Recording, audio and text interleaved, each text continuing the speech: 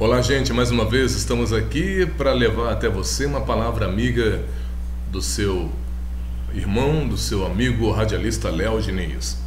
Dessa vez eu quero abordar um assunto que é muito curioso e que certa vez até quase que me atraiu. Eu estou falando sobre a seita chamada Testemunhas de Jeová. E, para ser sincero, eu que sou criado na igreja evangélica, na igreja batista, em São Gonçalo, e tendo sido batizado pelo pastor Dr. Nilson do Amaral Fanini, ex-presidente da Aliança Batista Mundial, o Fanini que inclusive no ano de 2000, quando o Papa João Paulo II precisou pedir perdão pelas coisas pelos holocaustos que a Igreja Católica fez, perseguiu os cristãos, ele chamou líderes de diversas religiões e dentre os evangélicos chamou também o pastor Nilson do Amaral Fanini. Enfim, tendo sido criado com boa educação cristã, mesmo assim, certa vez, quando eu tinha mais ou menos os meus 12, 13 anos de idade, eu quase fui atraído por esta rede de enganadores, chamada Testemunhas de Jeová. Quero dizer para você que o Testemunho de Jeová, ele é uma pessoa, em primeiro lugar, ele não reconhece o Espírito Santo de Deus como sendo a Trindade. A Bíblia do Testemunho de Jeová, ela foi uma Bíblia que supostamente foi traduzida do grego para o inglês, ao pé da letra, pelo então irmão Charles Taze Russell. Então o que ocorre?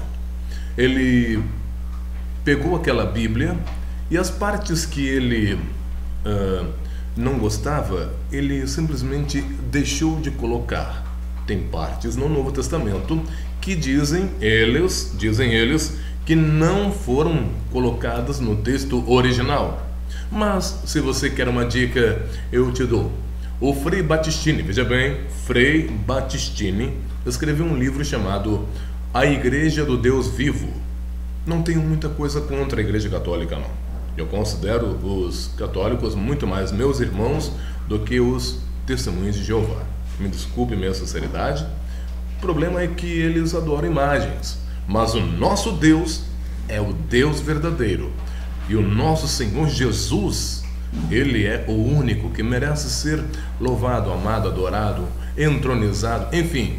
Pois, como diz na Bíblia, na primeira epístola de Timóteo, capítulo 2, versículo 5, tanto na Bíblia Católica quanto na Bíblia Evangélica de João Ferreira de Almeida, você pode ver que está escrito: só há um mediador entre Deus e os homens, Cristo Jesus, homem, o qual entregou-se por si mesmo em resgate de muitos. Existem pessoas que levantam também outra bandeira, que é a predestinação. Eu acho isso, sinceramente, me perdoe, me desculpe a minha sinceridade, mas uma perda de tempo muito grande, porque é lógico, meu amado e minha amada, que na onisciência do Pai existe a predestinação. Até mesmo no livro de Provérbios, capítulo 16, você pode ver que no versículo 4, Provérbios 16, 4, está escrito que Deus fez todas as coisas para os seus determinados fins, até mesmo o ímpio para o dia do mal. Portanto, eu quero deixar claro também que no livro do Frei Battistini, intitulado A Igreja do Deus Vivo, existe um capítulo todo dedicado aos Testemunhas de Jeová. Portanto, meu amigo, minha amiga, se você quer detalhes sobre essa seita, e veja, ele não foi preso, ninguém condenou ele, ninguém processou ele, está escrito lá, está escrito tudo lá. Você vai ficar sabendo de tudo, sobre quem foi Charles Taze Russell, quem foi Rutherford, Rutherford, ele construiu um palácio enorme, uma coisa gigantesca. Para quê? Para os patriarcas da fé, porque segundo ele tinha sido avisado que eles ressuscitariam e iriam morar naquele palácio. É verdade, morariam naquele palácio. Isso há muitos e muitos e muitos anos atrás. Mas eles não ressuscitaram. Claro que não. O único que ressuscitou é o Senhor Jesus. Não ressuscitaram, não foram morar. Aí o Rutherford falou assim, ó, enquanto eles não ressuscitam, eu e minha família, a gente vai morar nesse palácio aqui, tá bom? Isso está escrito, isso está registrado na história. Mas o que eu quero dizer agora para você é sobre um blog chamado marli.spaceblog.com.br. Eu vou ler para você o que essa moça fala. São palavras dela. marli.spaceblog.com.br. Por coincidência, é o mesmo Spaceblog, né, que tem lá o meu blog, radialistaleodiniz.spaceblog.com.br. Bacana isso. Bom, ela diz assim: fui membro desta organização de origem americana por cerca de 15 anos. Ia de casa em casa aos domingos pela manhã, fui servo ministerial, um cargo de confiança dentro da organização e durante todos estes anos acreditava piamente estar servindo a Deus. Em 2004, através da internet, descobri a verdade sobre esta pseudo-religião. Esta usa de táticas de controle da mente, usadas por seitas e cultos exclusivistas. Posso abrir um parênteses aqui? Em 1934, ainda no tempo lá do Rutherford, lá no início, eles acreditavam que Jesus... existe um livro chamado La Creación, não saiu em português, apenas em espanhol. Eles acreditavam que Jesus tinha sido pendurado numa cruz. Hoje em dia, eles acreditam que Jesus foi pendurado num pau reto, sendo que a pena de morte naquele tempo era uma cruz, ok? Bom, vamos voltar. Esta é a introdução básica de todas as testemunhas.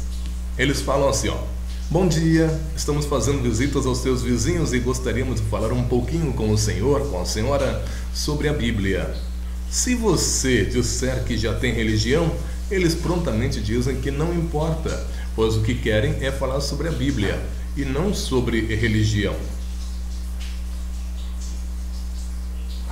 Caso os permita falar, o discurso também é padrão. Falam primeiro sobre como a situação do mundo está ruim e tende a piorar e esperam que você concorde com eles. Em segundo, perguntam se você tem esperança de um dia a situação mundial melhorar. A sua resposta neste assunto, sinceramente, para eles, é indiferente. Em terceiro, mostram textos na Bíblia que apontam para o reino de Deus, aquele mencionado no Pai Nosso, como a solução dos problemas para o mundo. Em quarto lugar, falam sobre um breve novo mundo em forma de paraíso na Terra, sem mortes, violência e tudo de bom. Em quinto lugar, você terá que estudar a Bíblia com eles para saber o que fazer para herdar este paraíso.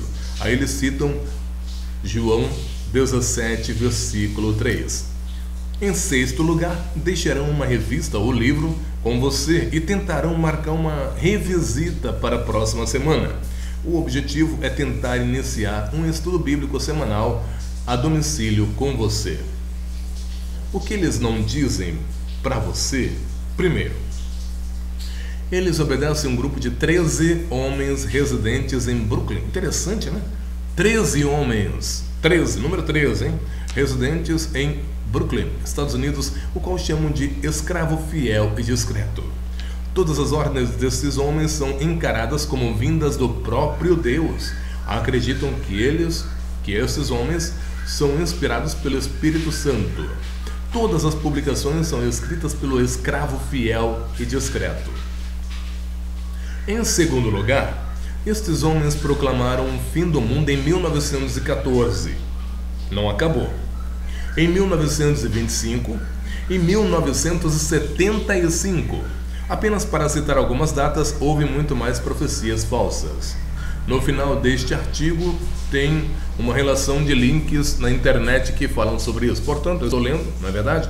E no final eu vou te dar aí uns links.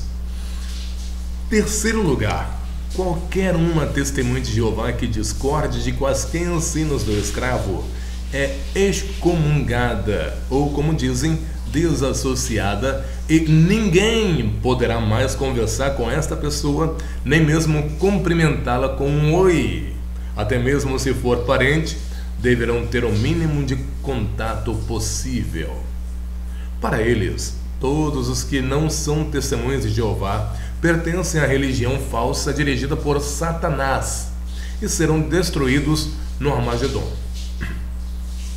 Caso não aceitem se tornar testemunhas de Jeová, eles são atualmente em 6 milhões, ou seja, 0,01% da humanidade.